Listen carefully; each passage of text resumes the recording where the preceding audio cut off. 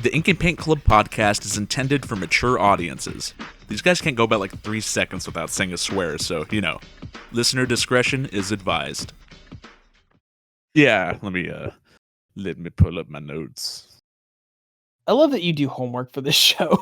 Well, because you actually take this show seriously. We're kind of really phone it in most days.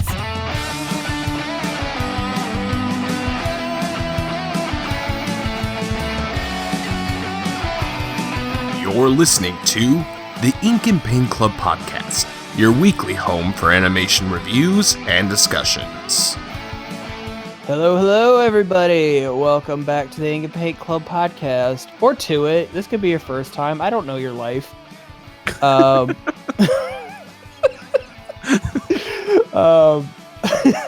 name is JD, and that's Matt over there. You should intro every episode like that. That I don't know your life.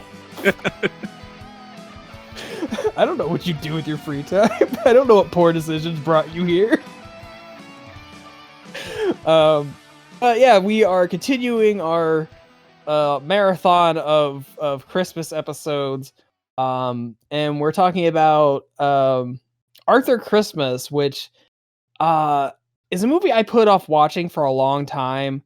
But then when I got around to watching it, you know what? This is not a bad little movie. It's definitely not high up on my list of things I'm going to make my Christmas tradition to watch, but I mean, it all right. Yeah, well, okay, so we should definitely note that Kyle again is not here because he's Kyle's don't feel well, and he's doped up on meds right now. Yeah, well, the reason why I wanted to bring it up is because I know that he had some specific he said that he liked this movie. I don't remember. I felt like he was on the favorable side for it, which I would have been interested to hear his take on it, because I feel like I might be in the because what tends to happen, at least in my limited time on the show, it feels like you and I are on the same page a lot for stuff, that we enjoy stuff, and then Kyle, it takes a lot to impress him. So I felt you could call Kyle a curmudgeon or a contrarian. Well, no, because he's not here to defend himself. No. So what I mean is, I feel like I'm in the minority on this one. If I'm right and he did enjoy this, I think I heard him mention, and you're saying that it was okay, I don't know that I really liked this that much. And yet it's perfectly fine. And see, kids, that's how internet discourse should go. It's okay not to like things. Well, it's I don't know. I definitely didn't outright hate it, but because you were talking about how you put it off for so long and then finally watched it. So I put it off for a long time too. I didn't end up watching it until watching it for this episode. And I'm starting to feel yeah, maybe I was right for putting it off, because I don't think I liked it that much. And I think a lot of my feelings towards it were I wasn't interested in checking it out on face value. I didn't really like the look of what I saw in the trailers and stuff. The specific the style of it. I didn't even know that this was an Aardman animation thing. So yeah, it's strange because it's from Aardman, but it's CG, it's not stop motion, it's not the Nick Park, Wallace and Gromit animation. It's all CG, and yeah, I could definitely see the art style being maybe not as appealing as some other movies. It does have a very strange art style. It does have big nosed, bushy haired protagonists like so many other movies. Yeah, and really the only one to subvert the expectations that came from that so far were in Klaus. With Jesper, yeah, that he really subverted my expectations for what kind of protagonist he was going to be. Right. But in this one, it's at full force. He is Arthur is unbearable. Oh man, I really can't stand a lot of them. Anyway, so before we actually talk about the movie proper, so I mentioned that I didn't know that it was an Aardman thing. I should note that this is technically the first Aardman movie I've seen. I've never seen any of the other Aardman feature length stuff. I didn't see the Wallace and Gromit movie. I didn't see any of those other ones. Are you telling me you've never watched Chicken Run? Oh, okay, wait, yeah. Well, no. Is that an Aardman animation? I don't feel like it's no. I mean, I know that it's Nick. It's that. Is it done by that? Huh. I'm pretty sure Chicken Run's done by Aardman. Hang on, I'm gonna look that up now. Okay, I've definitely seen Chicken Run. Okay, so if that's a fact, hang on. Aardman. Yeah. Okay. Well, anyway, so aside from that, like I've seen the Wallace and Gromit shorts, and they've been like on TV and stuff, but right. I never saw like the feature length. Well, yeah. Okay. Anyway, so I have seen Chicken Run. You're right. I totally forgot about that. Okay. Have you? Wait, hold on. I need to.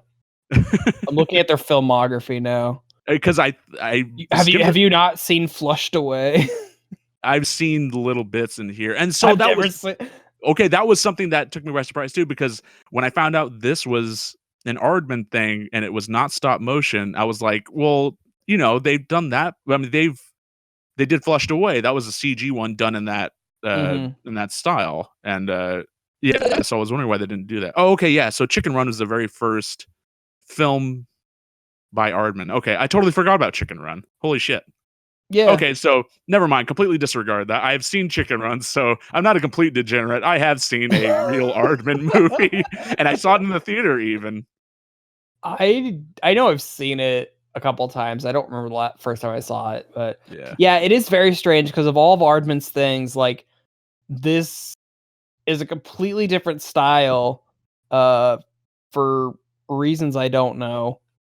Yeah, and yeah, because I mean the thing is, what sets apart like most of Aardman stuff is that specific style. That's I guess you said Nick Park. That's an unmistakable, like that's an iconic like style for those. And that's probably the reason why I didn't suspect that this was related to Aardman at all, because it doesn't look anything like that. And honestly, I feel like if they would have done it in that style, it would have made it a little bit more noteworthy. Like, even if they kept like everything else the same, like the script and everything else, like, I mean, it just kind of looks like a generic knockoff movie. But it does, and like it's like one of those it would probably be like maybe a step above those Korean movies that rip off Disney titles. Yeah, like it definitely got like a weird, like, I don't want to say bootleg look, but it didn't look like something that I was interested in checking out. It's definitely not an Americanized art style. Yeah, it's very British, in style at least. And so yeah, this is like another reason why I felt like I was in the minority of people that didn't enjoy this, is because I went to look up what its percentages on Rotten Tomatoes, and out of 167 reviews, it's like at 92%. So yeah, like, I was like dumbfounded. I feel like this movie is like was like a sleeper hit. Like, I guess it's like become like a cult. It's like a cult film or something a little bit. Yeah, because I remember like when this came out, I didn't hear anybody talking about it, but I feel like the last couple of years, like, it's really be like everyone's like, "Oh yeah, I really like that movie." It's like it was really good. It was part of the reason I checked it out, because I heard so many people was like, "Oh yeah, this is like surprisingly like well done," and I watched it. I'm like, "Yeah, I kind of see it." I don't know, man. I'm so of course with like anything that you might dislike, because when we talked about Illumination's Grinch, we mostly shat on that, but there was some good stuff in there. There was some good stuff, and I feel the same way about this one. Not nearly as strongly. Like, I don't dislike this as well. I don't know, actually. I would very much watch this like miles over the Grinch. I don't know how maybe they're neck and neck. I feel maybe if I give it enough time, I'll definitely know. I mean, it's you can feel how you want to feel. I mean, it's not going to hurt my feelings at all. Yeah. I don't know. I just like these holiday movies that kind of give like a different take on Santa Claus, or I guess Father Christmas because it's a British movie. Yeah. Okay. So that is one aspect of the movie that I did enjoy was the idea that Santa is not just one person that's survived for hundreds so of years. long. Like it's a title that's passed down through like a family, Right. and so they play Santa, and like as the years go on, of course, technology gets more advanced, and so by the time this movie came out in 2011, they're now at a point in this this universe with Santa that Santa's son Steve, yeah, he commands this whole like fleet of elves that are like this whole like command center. It's a very like a military-esque like command They've got a center. fucking like helicarrier. Yeah, a helicarrier is shaped like a sleigh that's got like stealth capability, and like the underside of it can mimic the sky, like the starry sky, to fool people. Like I did like that thing into space.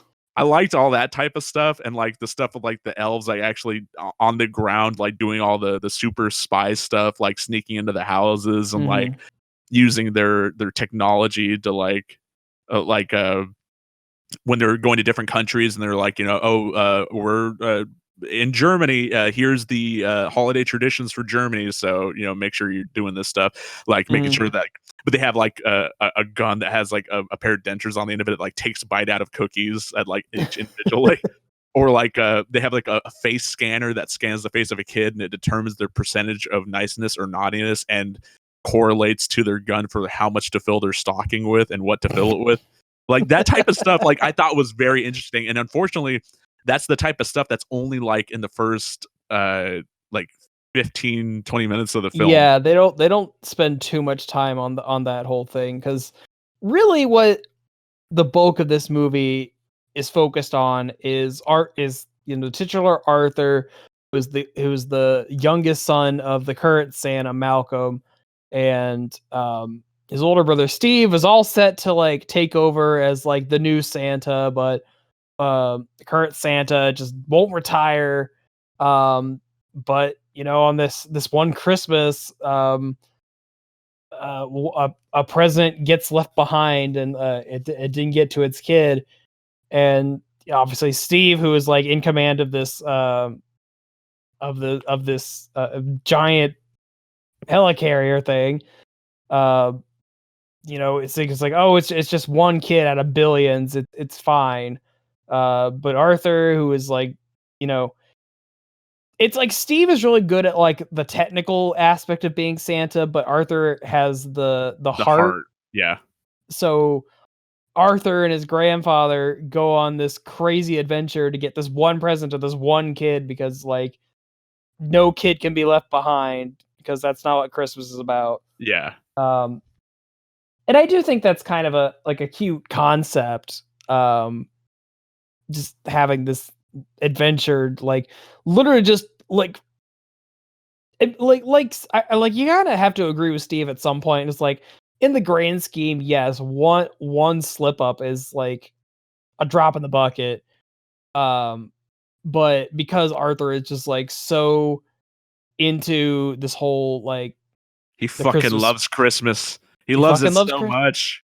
Yeah, that like he cannot bear to he cannot stand that one kid is gonna wake up without their present from Santa. So he's gonna risk life and limb to make sure that kid gets their bike. And he sure did. And he did. Yeah. I just wish that the characters in this movie were likable.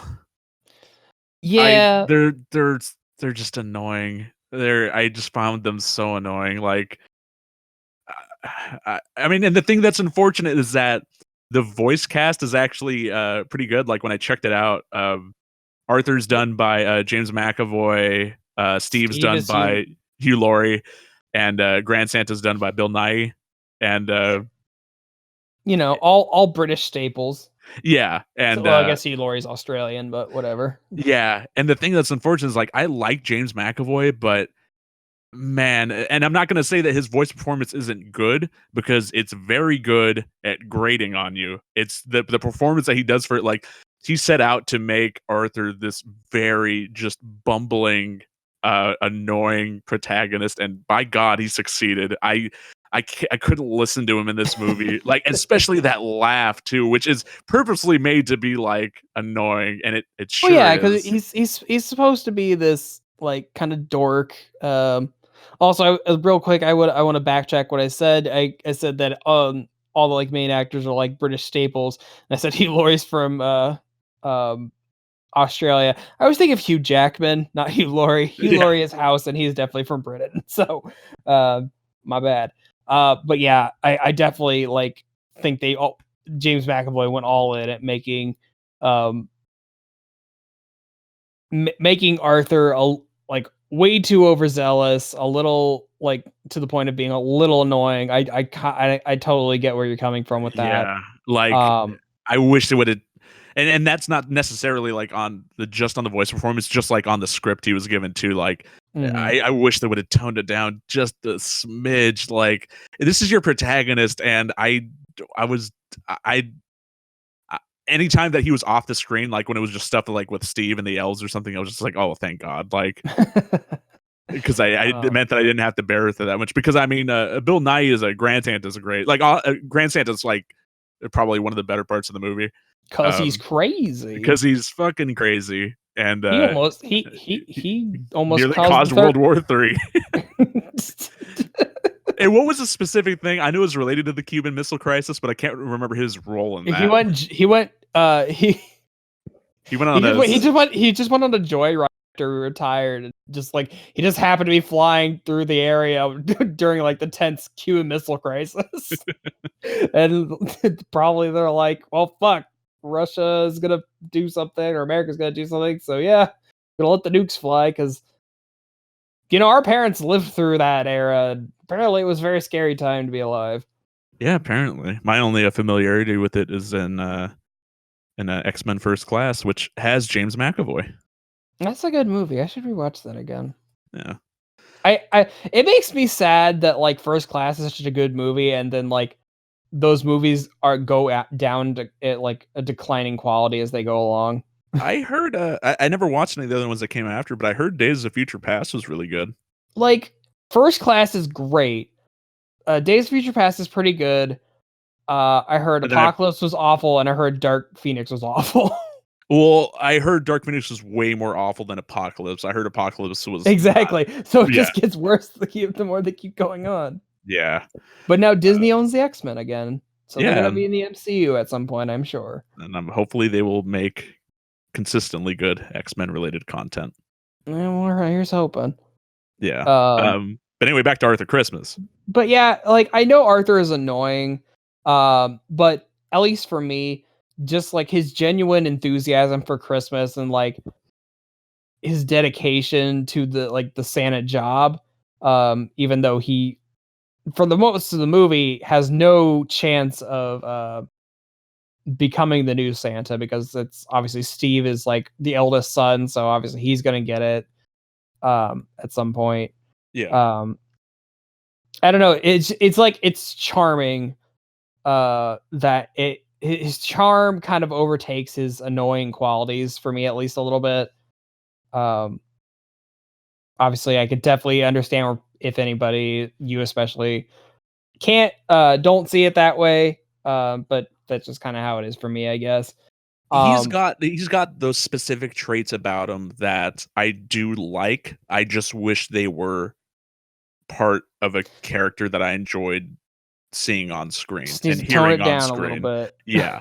Like those traits are admirable, and they're there in other Christmas specials and movies of, like, having the heart and making sure everyone's included in Christmas and stuff. Yeah, that's all stuff that I definitely like. I and it's just, yeah, the characterization is just off, because like I said, it's not even just him, it's every most characters in this movie. Because I mean, even the stuff with like Steve, who's this very efficient dude, but like he's an ass. He's an asshole. Yeah, he's an asshole. And then like Grand Santa, who's not that much better, like he's, you know, completely disregarding Steve's, like, you know, he delivered like 2 billion presents, but he missed the one, and his whole purpose for going out on this mission to deliver this one present is because he wanted to rub it in Steve's face. He wanted to deliver the one present and be like all, you know, oh well, I did what you couldn't, like, you know, type of thing. And you know, that's that's the type of thing that, you know, you can find annoying in a character. Just like he just wanted to do it just to spite him, just because he hates, because you know he's an old, you know, an older character, so like he hates new technology and stuff. Right. And then you get, like, the current Santa, who's just bumbling. He's the bumbling dad. Yeah. Can't be bothered with things and easily confused, and Yeah, and that was unbearable too. Just yeah. Like I said, really the okay, so this is something I did remember Kyle specifically mentioning, is that he didn't like the elf. He didn't like what's her name? I can't remember her name. The elf, the main elf in this, the Brioni. Is that her name? Brioni Shelfley. Is that what it is? I don't know. I literally just have the cast list up on Wikipedia. Oh, okay. Well, anyway, that elf character is one of the few that I actually enjoyed in the movie, just because it harkened back to earlier in the movie with all the sort of super spy elf stuff that they were doing that I really enjoyed. So it was nice to have that element still present in the movie, like as it went on. Did you ever watch those what are they called? I think it was called Prep and Landing, like Disney put out. They have like 2 of them out. Yeah, I have seen those. It's kind of like the same concept. Yeah, it is, and I remember enjoying those. But anyway, this character in Arthur Christmas is probably responsible for the one moment that I actually did really enjoy that made me laugh, was a Grand Santa's like, oh yeah, there's a part in there where they lose one of the reindeer, and so they're going to take this fake reindeer off like the top of a building to like balance out the sled. Mm-hmm. And this whole time the elf is trying to warn them that like somebody in the cabin's coming out to spy or to see what they're doing, and Grand Santa just says wrap your head, and she just like wraps her head in gift wrap, and like just it happening in the background while Grand Santa and Arthur like argue was like very funny to me for some reason. Actually, that whole scene was probably like, aside from the stuff in the beginning, that whole scene with the basically a whole big misunderstanding where like just with like the way the lights are and like how everything gets all tangled up, like this hillbilly that comes out of the cabin like mistakes him for like a UFO and an alien, Mm-hmm. and then like is it NATO or yeah that mistakes them for like aliens too, and like they go to shoot them down and stuff, like so that was another part of the movie that I enjoyed too. Like as few as this movie had, the like I said, there were good things about it, or good to me, good things that I liked. Yeah, so I mean, entertaining. I definitely think it's the kind of movie that I know is definitely not for everybody. I would recommend at least I would recommend at least giving it a watch once to see if you would like it, because like I said, it is one of those movies that I put up for a long time because it looked kind of dumb from the outside, but when I watched it, I was like, I was pleasantly surprised by what I read. It's like, and like I said, but it's not like what I would consider a Christmas classic. I know a lot of people are considering it that these days. But you know, it's a different take on the Santa myth. I think it's what their take on it is pretty interesting. But I definitely see your points about like the bits that you weren't so big on. I definitely can't fault you for those. Yeah, and I don't know, maybe that'll resonate with people that are more familiar with this type of, because and the thing is, I kind of hesitate to refer to this as like regional humor, because there's obviously parts of this that are very British, but I don't know that any of my gripes with it are necessarily tied to that. So I don't know. And the other thing too is that I'm not as familiar with like other Aardman productions, so I'm not sure if it's if they're not necessarily known for that sort of thing there too. Because I mean, like, yeah, I've seen Chicken Run, but I haven't seen it since I saw it in the theater when it came out. And like Right. the Wallace and Gromit stuff, I probably haven't seen for as long, like when they used to air it on TV. So like, I don't really know if they're all like that too, but Sure. yeah. But anyway, I can't rightly recommend it myself. But you know, if it's something that looks like it's up your alley, then check it out, I guess. Yeah. I personally would recommend it. So take that as you will, I guess. Yeah.